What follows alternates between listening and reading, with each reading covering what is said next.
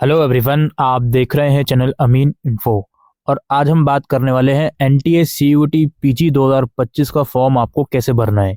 Form की brief information, important dates, examination structure, paper code के ऊपर हमने ऑलरेडी वीडियो बना दी है, वो लिंक डिस्क्रिप्शन में है। तो फॉर्म भरने से पहले मेक श्योर करें कि आप किस पेपर कोड के लिए अप्लाई कर रहे हैं। और बल्कि मैं ये कहूँगा कि आप अपनी यूनिवर्सिटी का प्रोस्पेक्टस आने दीजिए, जिस भी यूनिवर्सिटी या यूनिवर्सिटीज़ को आप टारगेट कर रहे हैं उसके बाद ही फॉर्म को भरें। तो फॉर्म भरने के लिए आपको इस वेबसाइट पर आना है। यहाँ पर हम अनाउंसमेंट के ऑप्शन पे क्लिक करेंगे, वेलकम टू सीयूटी पीजी। और चूंकि अभी हमारा एप्लीकेशन नंबर जनरेट नहीं हुआ है तो हम न्यू कैंडिडेट रजिस्ट्रेशन पर क्लिक करेंगे।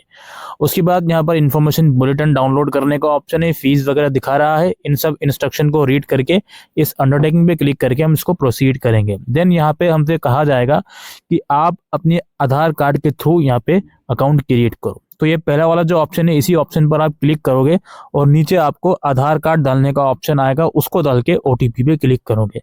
हालांकि इस पोर्टल पर और भी ऑप्शन है आपको लॉगिन करने के लिए, लेकिन बेस्ट सुटेबल ऑप्शन मेरे अकॉर्डिंग आधार कार्ड वाला ही है। और आधार कार्ड से जो नंबर लिंक होगा दोस्तों, उस पर ओटीपी आएगा, तो उसी के हिसाब से चीजें करिएगा।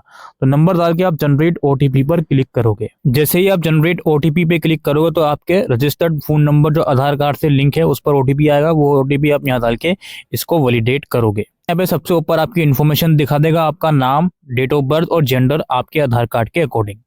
फिर आप नीचे से फॉर्म भरना स्टार्ट करोगे। अपना नाम, father name, mother name, 10th की मार्कशीट के अकॉर्डिंग लिखोगे। नाम ऑलरेडी फिलअप है आपका, एडिट वगैरह करना चाहते हो तो कर सकते हो। ये आधार के अकॉर्डिंग इन लोगों ने डिटेल्स दी है।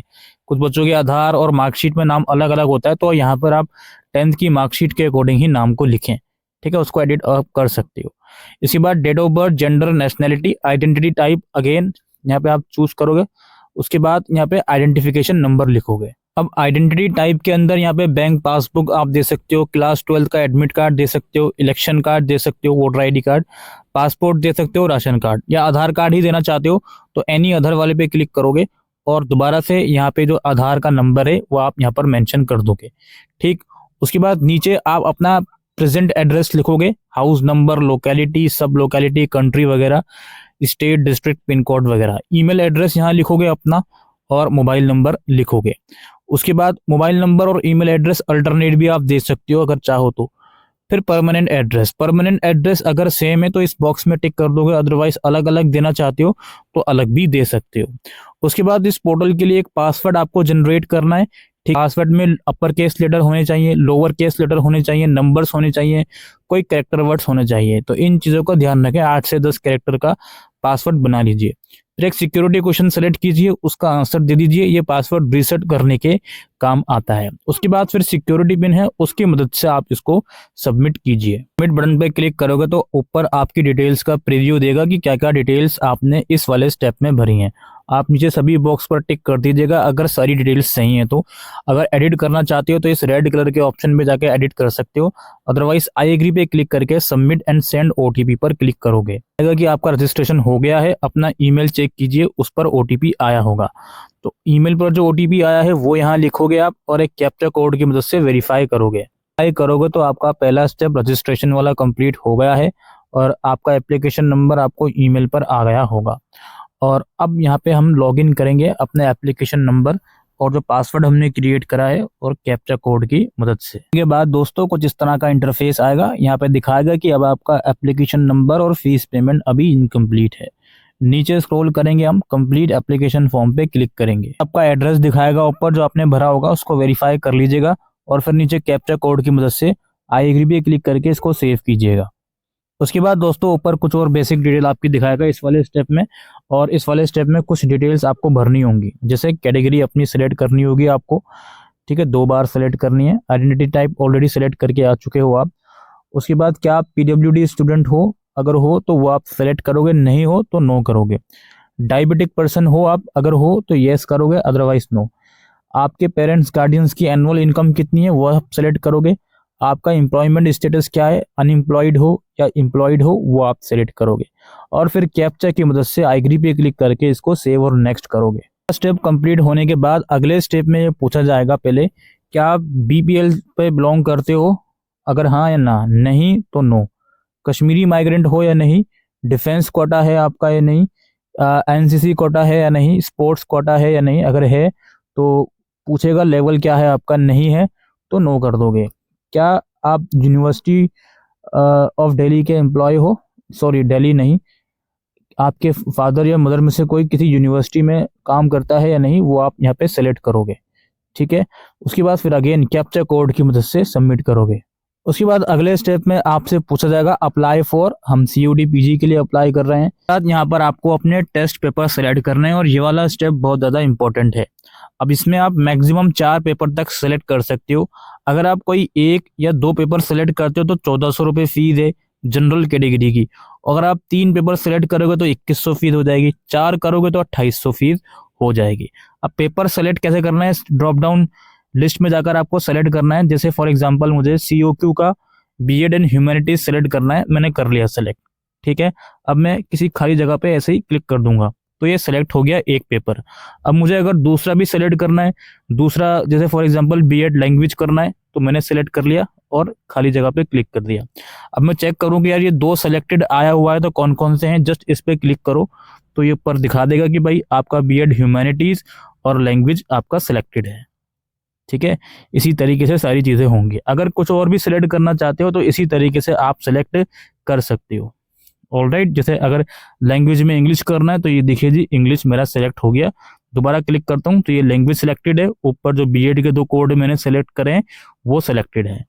तो इसीलिए मैंने कहा कि आपका यूनिवर्सिटी का प्रोस्पेक्टस आ जाएगा तो उसमें क्लियरिटी हो जाएगी कि आपकी यूनिवर्सिटी किस कोर्स के लिए कौन सा कोड ले रही है। जनरली सारी यूनिवर्सिटी सेम ही कोड लेती हैं, ऐसा कोई फर्क नहीं है, बस बीएड में थोड़ा सा फर्क हो सकता है डीयू के अलावा दूसरी यूनिवर्सिटीज़ में। उसके बाद एग्जाम सिटी के प्रेफरेंस आपको भरने हैं, जो आप अपनी प्रेफरेंस के अकॉर्डिंग भरोगे। इसमें आई थिंक 3 या 4 प्रेफरेंस भरवाए जाएंगे। 3 फादर और मदर की एजुकेशन क्वालिफिकेशन और उनका ऑक्यूपेशन आप सेलेक्ट करके कैप्चा कोड की मदद से प्रोसीड करोगे। कंप्लीट होने के बाद दोस्तों अगला स्टेप आपका होगा, ये टेस्ट पेपर आपके दिखाएगा, प्रीव्यू दे रहा है आई थिंक कि ये आपने सेलेक्ट करे हैं। ठीक है, तो इन्हें आप लोग देख लीजिएगा। उसके बाद कैप्चा कोड की मदद से यहाँ पे एक और ऑप्शन है, कुछ यहाँ पे लिखा हुआ है, इसे हम पढ़ते हैं।